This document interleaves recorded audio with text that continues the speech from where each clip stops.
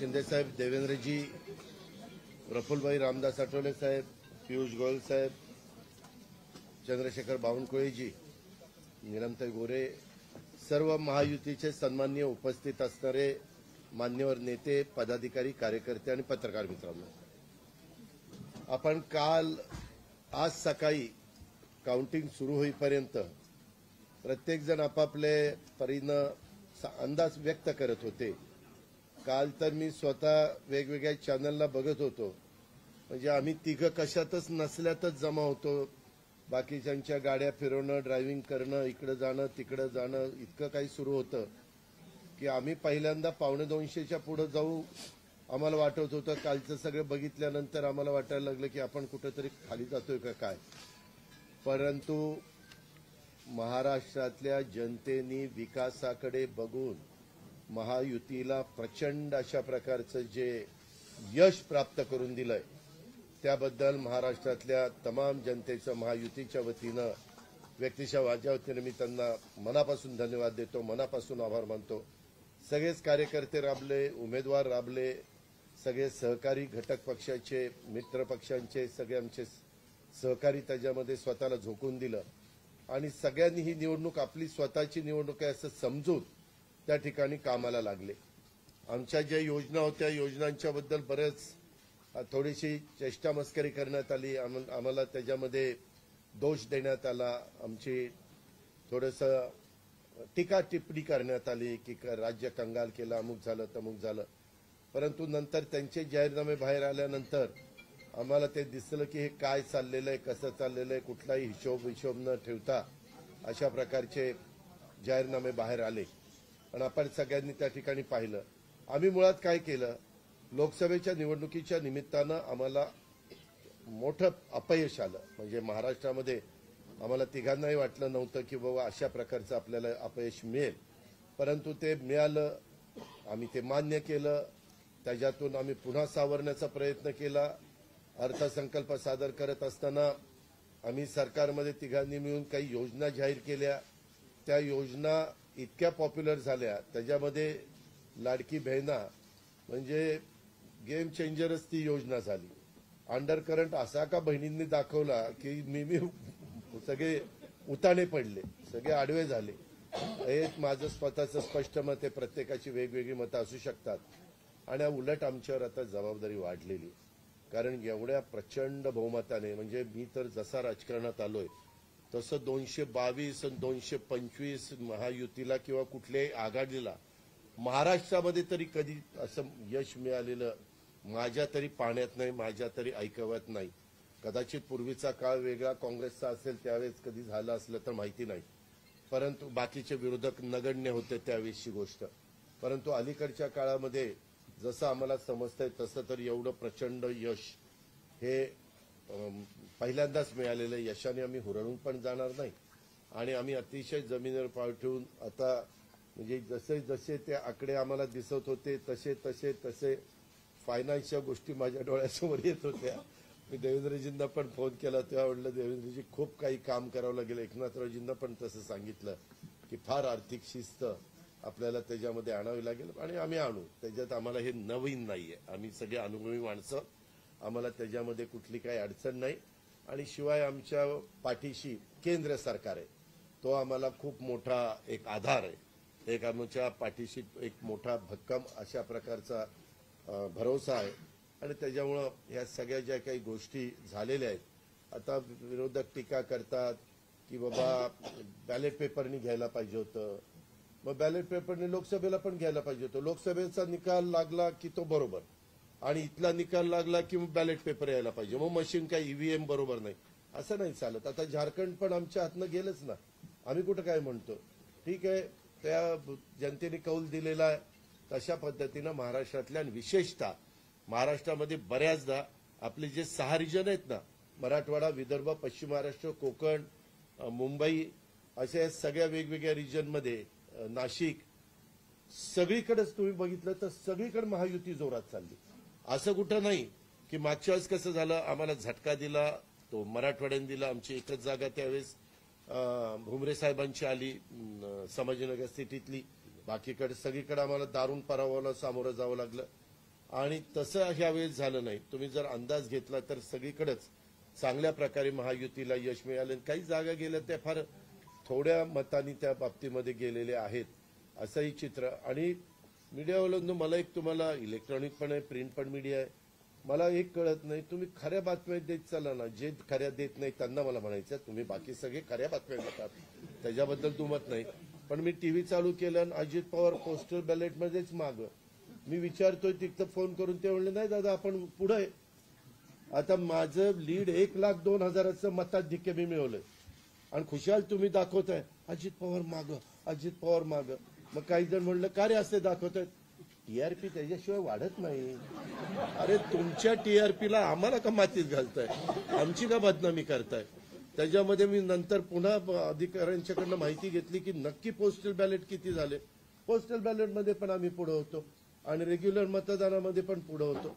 सांगायचं तात्पर्य की बाबा तुमच्यावर सगळ्या चॅनलवर जनतेचा एवढा विश्वास आहे, म्हणजे विश्वास नाही ते सकाळच्या 9 वाजताच्या भोंग्यावर विश्वास नाही, पण बाकीच्यांवर फार विश्वास आहे. माझं एवढंच म्हणणं आहे की खऱ्या बातम्या दिल्या तर काही वाईट होणार नाही. पण खूप चांगलं यश मिळालं. अजून पण काही काउंटिंग चालू आहे, काही ठिकाणी रिकाउंटिंग मागितलेलं. ठीक आहे, तो त्यांचा प्रत्येकाचा अधिकार आहे.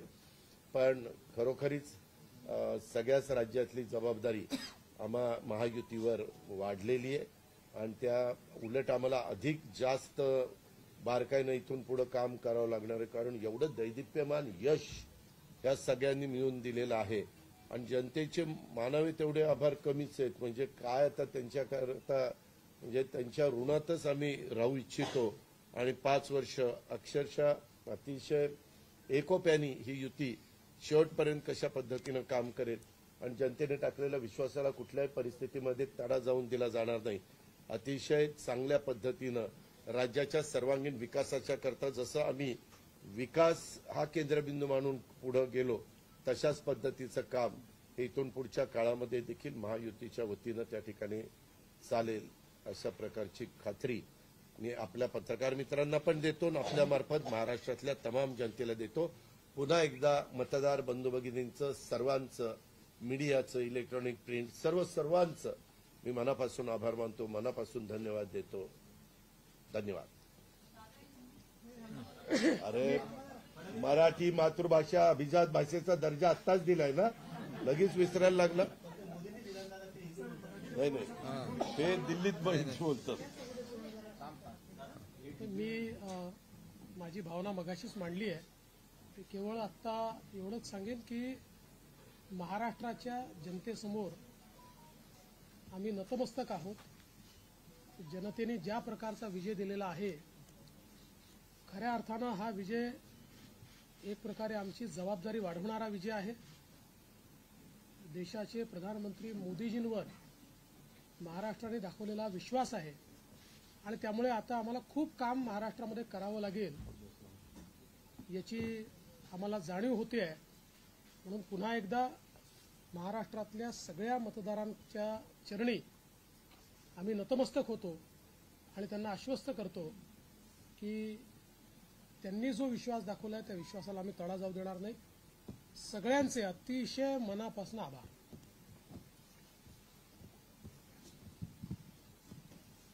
खरं म्हणजे आजचा हा महाराष्ट्रातला ऐतिहासिक दिवस आहे आणि ऐतिहासिक विजय देखील आहे. आतापर्यंतच्या अनेक वर्षांच्या निवडणुका आपण पाहिल्या, परंतु ही निवडणूक लोकांच्या हातात घेतली अशा प्रकारची निवडणूक होती. म्हणजे लँडस्लायडिंग जो काही विक्ट्री आपण म्हणतो ऐतिहासिक, म्हणजे याला काय शब्द वापरायचे मला कळत नाही, परंतु लोकांनी मतांचा, प्रेमाचा वर्षाव महायुतीवर केला. कारण लाडकी बहीण असेल, लाडका भाऊ असेल, लाडका शेतकरी असेल, एकंदरीत सगळ्याच घटकातल्या लोकांनी यावेळेस महायुतीवर प्रेम दाखवलं आणि त्यामुळे मी सगळ्या मतदारांना मनापासून धन्यवाद देतो आणि त्यांना एवढ्या मोठ्या ऐतिहासिक विजयासाठी साष्टांग दंडवत घातला पाहिजे अशा प्रकारचं काम मतदारांनी केलेलं आहे. खरं म्हणजे गेल्या 2-2.25 वर्षामध्ये मी, देवेंद्रजी, अजितदादा आम्ही जे काम केलं या राज्यामध्ये की शिवसेना, भाजपा, राष्ट्रवादी, आरपी, आमचे आठवले साहेब इकडे आहेत आणि आमचे इतर घटक मित्रपक्ष आणि जे निर्णय आम्ही घेतले ते निर्णय आतापर्यंतच्या इतिहासामध्ये न भूतो न भविष्यते असे होते. म्हणजे एकीकडे विकास केला आम्ही, डेव्हलपमेंट म्हणजे जे 2.5 वर्षात महाविकास आघाडी सरकारने जी काही कामं बंद पाडली होती, स्पीड ब्रेकर टाकले होते, सगळी कामं थांबवली होती. तुमच्या काळातली जी कामं जसं महाविकास आघाडीचं सरकार 2019ला आलं त्यानंतर ती सगळी कामं बंद पाडली, त्याला स्टे दिले आणि ते स्टे आम्ही सगळे काढले आणि कामं सुरू झाली. मग अटल सेतू झाला, समृद्धी झाला, आपला कोस्टल झाला आणि मेट्रो झाली, कारशेड झालं आणि मोदी साहेबांच्या शुभ हस्ते त्याचं आम्ही उद्घाटनही करू शकलो. ज्याचं भूमिपूजन मोदी साहेबांनी केलं त्याचं उद्घाटन करण्याचे भाग्य आम्हाला मिळालं आणि त्यामुळे कामाला आम्ही प्राथमिकता दिली, विकासाला आम्ही प्राधान्य दिलं आणि आम्ही त्यामध्ये एकच डोळ्यासमोर ठेवलं की या राज्याचा सर्वांगीण विकास आणि राज्याचा सर्वांगीण विकास करत असताना सर्व घटकांना आम्ही समोर ठेवलं आणि पाहिलं की जे 2.5 वर्षामध्ये जी कामं त्यांनी थांबवलेली आणि 2.5 वर्ष त्यांनी जे सगळं बंद पाडलं होतं ते किती वेगाने आम्ही सुरू करू शकलो याचं समाधान आणि आनंद आम्हाला आहे. कारण त्याचे तुम्ही ते फळं पाहताय. सगळी लोकांना आपण मेट्रो दिली, समृद्धी दिलं, अटल सेतू दिला, कोस्टल दिलं, लोक तो वापरू लागले आणि त्याचबरोबर दुसरीकडे कल्याणकारी योजना आम्ही केल्या. कल्याणकारी योजनेमध्ये लाडकी बहीण, मुख्यमंत्री लाडकी बहीण योजना, त्यानंतर मग लाडका भाऊ केला आम्ही, युवा प्रशिक्षण योजना केली, 3 गॅस सिलेंडर दिले, त्यानंतर वयोश्री योजना केली, शेतकऱ्यांची आम्ही योजना केली, शेतकऱ्यांना वीज बिल माफ केलं, शेतकऱ्यांचं जे किती 7.5 HP पंपाच्या 3, 5, 7.5 आणि त्या पंपाचं वीज बिल माफ केलं. शेतकऱ्यांना आम्ही 2.5 वर्षामध्ये 2.25 वर्षामध्ये आतापर्यंतच्या इतिहासामध्ये जेवढा मोबदला दिला नव्हता 15,000 कोटी रुपये तो दिला. त्यांच्या योजनांसाठी 45,000 कोटी रुपये. म्हणजे एकंदरीत कल्याणकारी, मी डिटेलमध्ये जात नाही त्याच्यामध्ये, पण एकीकडे विकास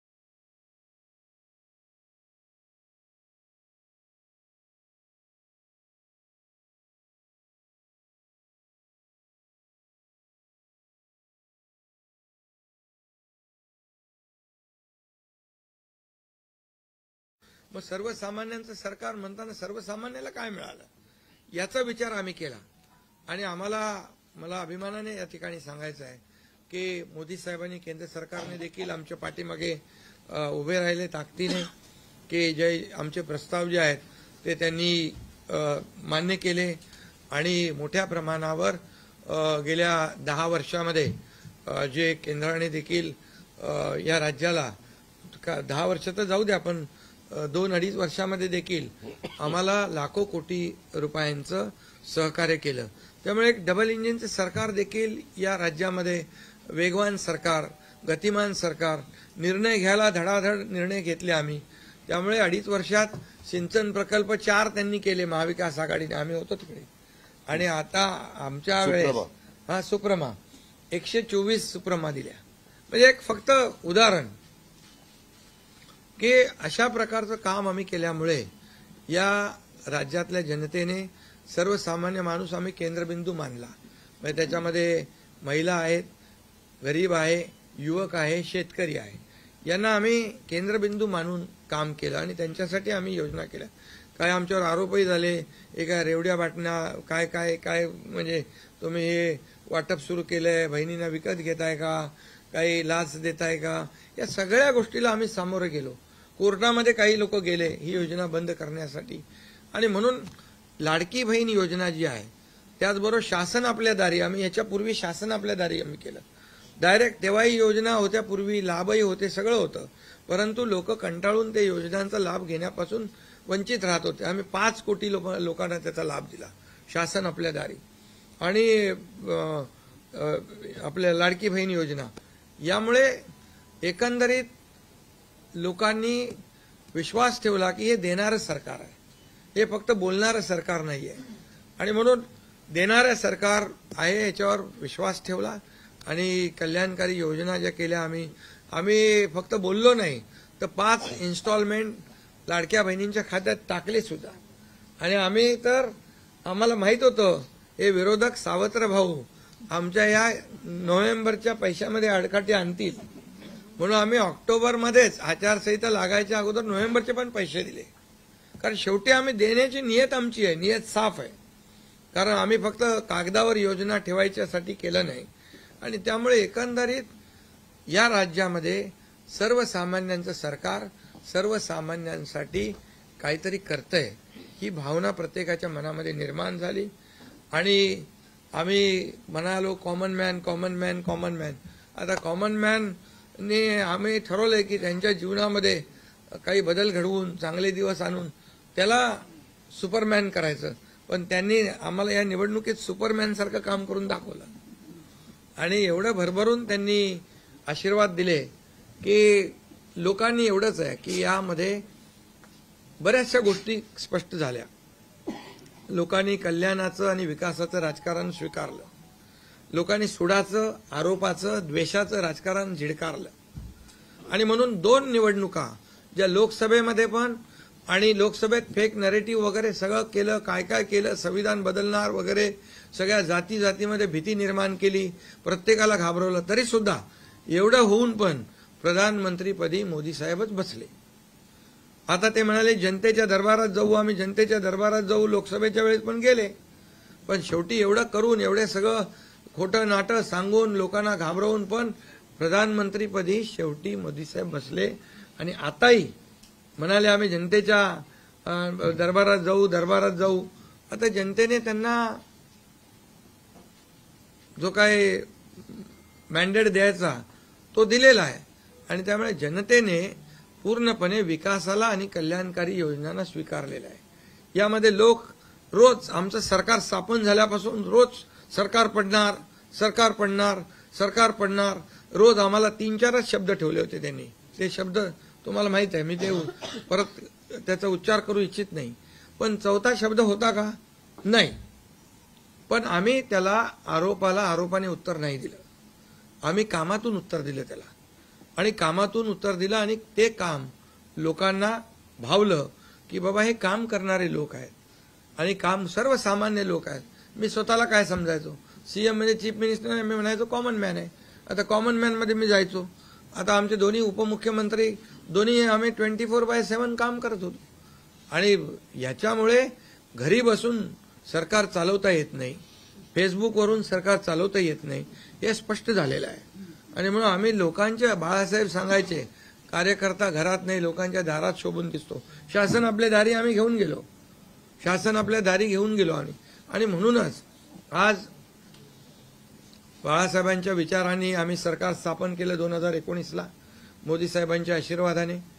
आणि 2019ला जे सरकार स्थापन व्हायला पाहिजे होतं ते सरकार स्थापन झालं नाही, ते लोकांनी बरोबर लक्षात ठेवलेलं आहे. लोक ते विसरलेले नाहीत. आणि म्हणून या निवडणुकीत देखील कोण कुठल्या पक्षाचा, आता तुमचा कुठला पक्ष आहे तुमचा? राष्ट्रवादी घड्याळ. आता तो कोणाचा आहे ते लोकांनी ठरवलं. आणि शिवसेना कोणाची तेही ठरवलं. आणि लोकांनी ते ठरवलं. त्यामुळे आता बऱ्याचशा गोष्टी त्या स्पष्ट झालेल्या आहेत, बऱ्याचशा गोष्टी स्पष्ट झाल्या. आणि मला समाधान आहे की 2019ला 56 जागा आल्या होत्या आणि त्या 56 मला वाटतं आताही 56 जागा आल्या, अजून चालू आहे. पण एकंदरीत आताच्या पर्यंत म्हणजे विकासाला लोकांनी महत्व दिलं.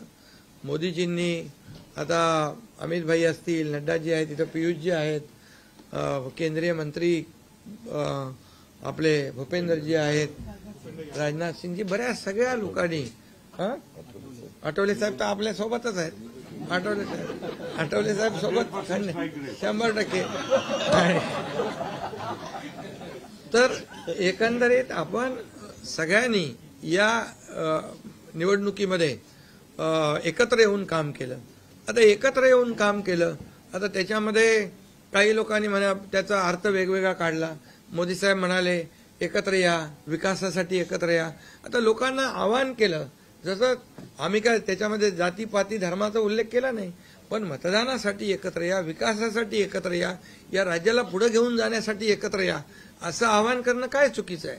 आणि लोकांनी ते एकत्र येऊन एकजुटीचं दर्शन या निवडणुकीमध्ये घडवलं आणि मतांची टक्केवारी वाढली, मतदानाची टक्केवारी वाढली, महिलांच्या, आमच्या लाडक्या बहिणींच्या टक्केवारी वाढली. आतापर्यंत महिलांचं टक्केवारी कमी असायची पुरुषांपेक्षा, पण यावेळेस ती टक्केवारी जास्त आहे.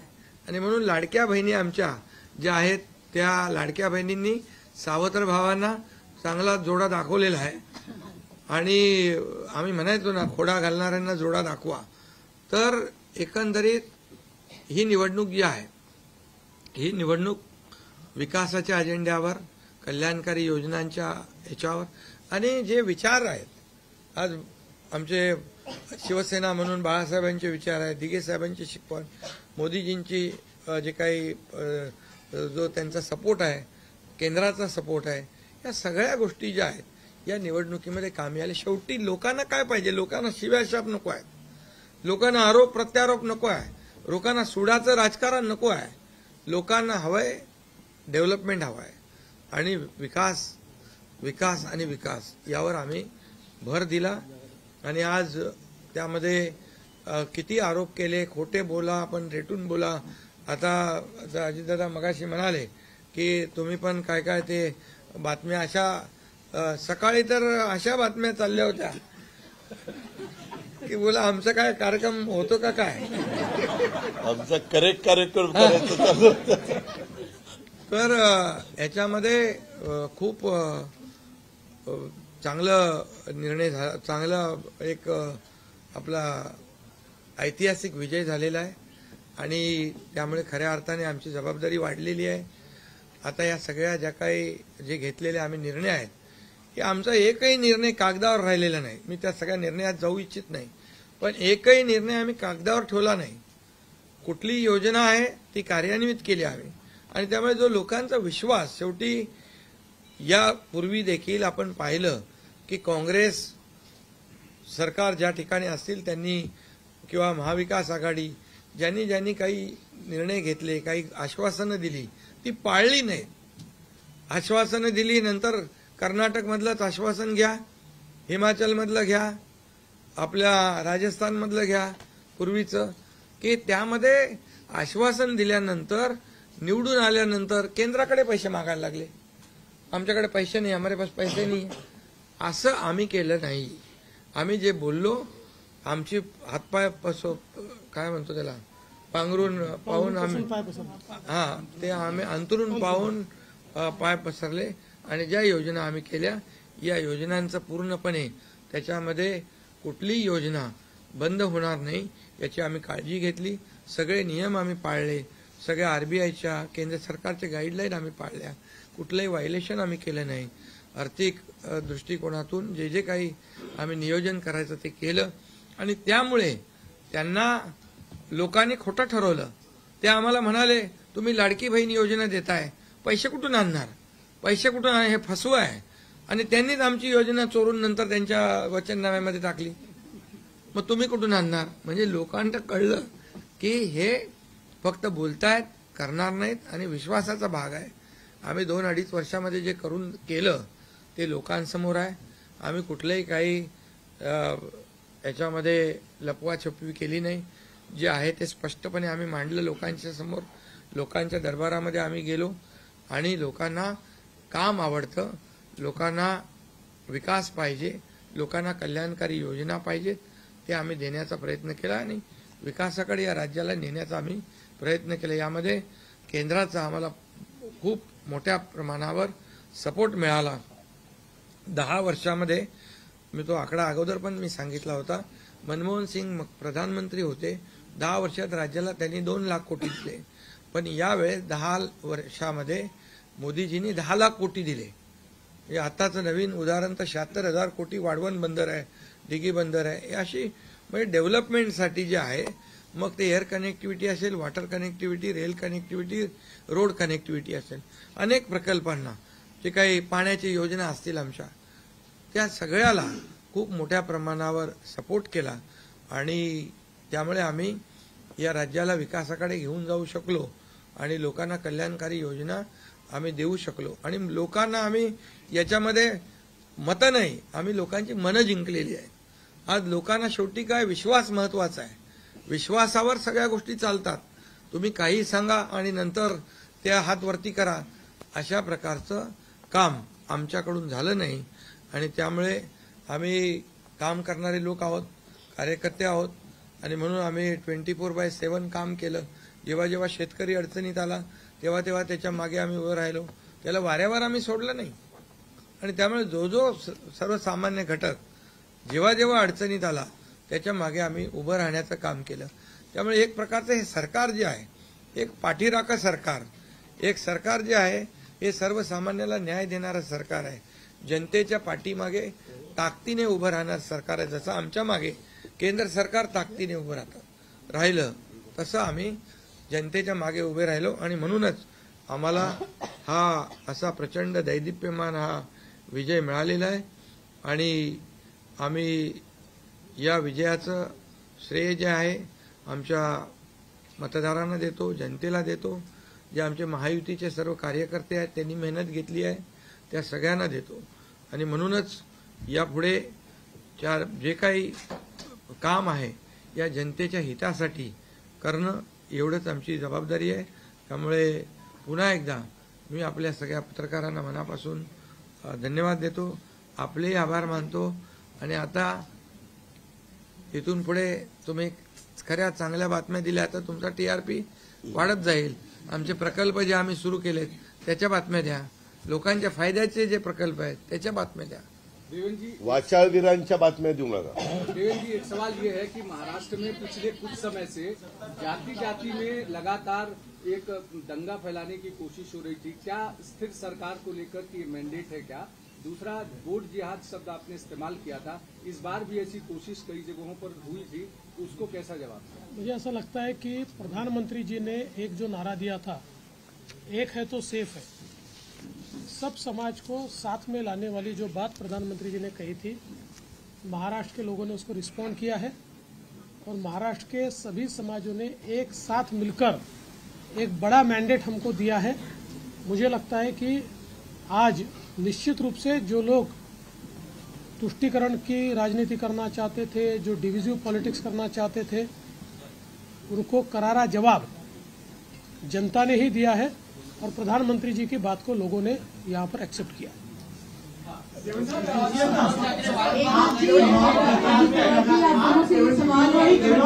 दोनों से ये सवाल है, एनसीपी और शिवसेना, आप दोनों को लेकर ये आरोप लग रहे थे बार बार, आप दोनों के लिए साथ की लड़ाई थी, शिवानी ठाकुर फ्रॉम जी न्यूज, एकता जी और अजित पवार जी, की नकली है. क्या आपको लगता है आज के बाद ये आरोप अब जनता ने जवाब दे दिया है, आपकी ओर से क्या जवाब दिया जाएगा? क्योंकि असली और नकली का फैसला जनता ने दिखाया ना. अभी आपने पहले ही बोल दिया ना. नहीं, आपकी ओर से जानना चाहते हैं क्योंकि देखिए बार-बार नहीं, देखिए जनता ने आज बता दिया है, असली नकली में मैं जाऊंगा नहीं, लेकिन बाला साहब ठाकरे जी की विचारधारा वाली जो शिवसेना है, शिवसेना भाजपा की गठबंधन वाली जो शिवसेना है, एक विचारधारा वाली शिवसेना आज लोगों ने तय कर लिया है.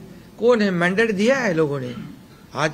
अभी तो मुझे लगता है वो तो अभी उनको तो हम कैसे रोकेंगे, वो तो और कुछ ना कुछ बोलते रहेंगे, लेकिन जनता की अदालत में जाने के बाद उनको भी दिखाया है और हमें भी दिखाया है.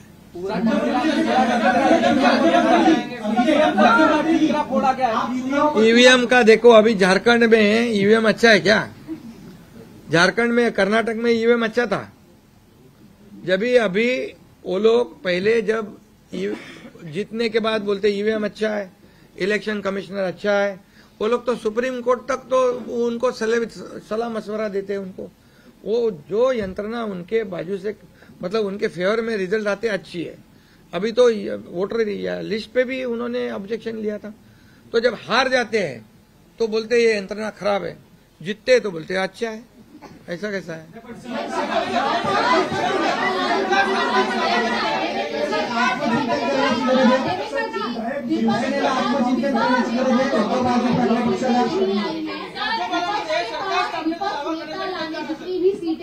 तो ये तो देखिए, यही तो मैं बता रहा हूँ कि जनता ने पूरी तरह, मैंने पहले भी कहा था कि पूरी तरह थंपिंग मेजोरिटी मिलेगी।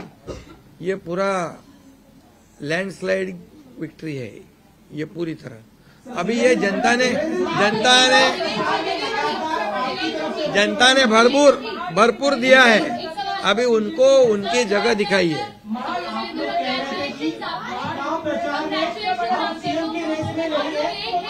एक ही मुख्यमंत्री बनने वाला है, ऐसे में आप तीनों में कुर्बानी कौन देगा, इसको लेकर थोड़ा बताइए।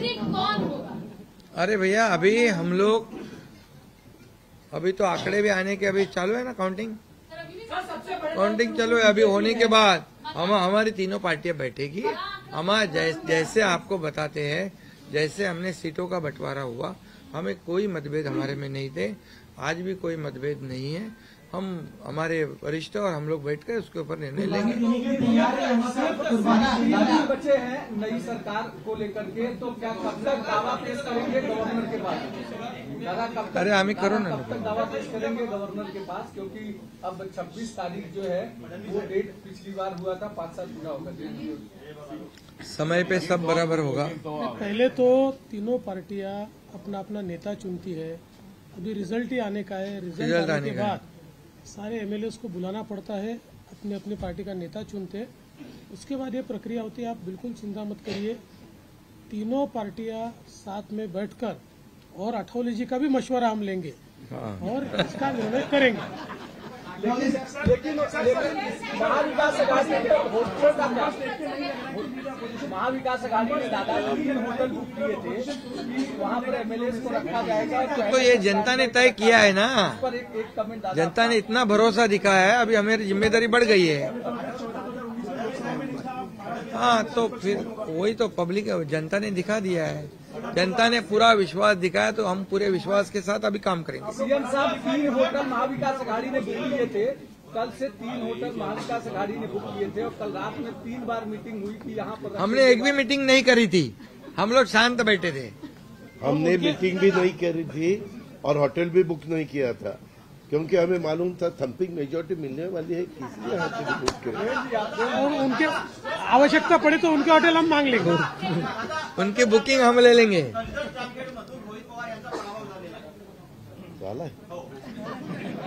नाही, बरेचसे झालेत ना, काँग्रेसचे मोठे बाळासाहेब थोरात आणि काय काय पृथ्वीराज चव्हाण, बहुत से लोगों का हुआ है।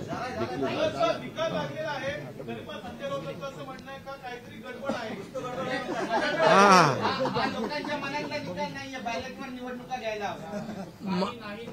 संजय राऊत बरोबर आहे।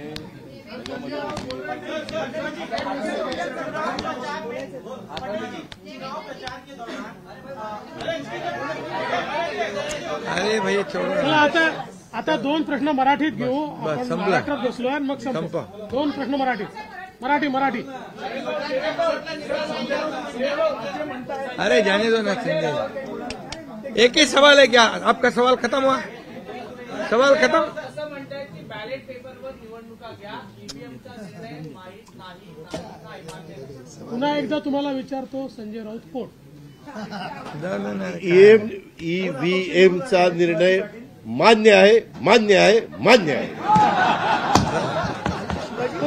ठीक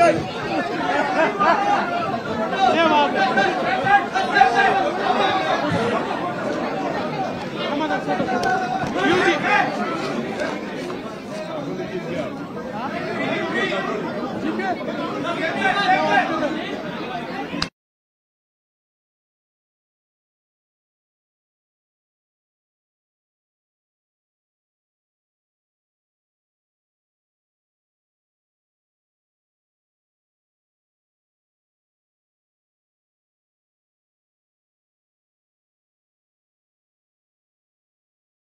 चांगला केला.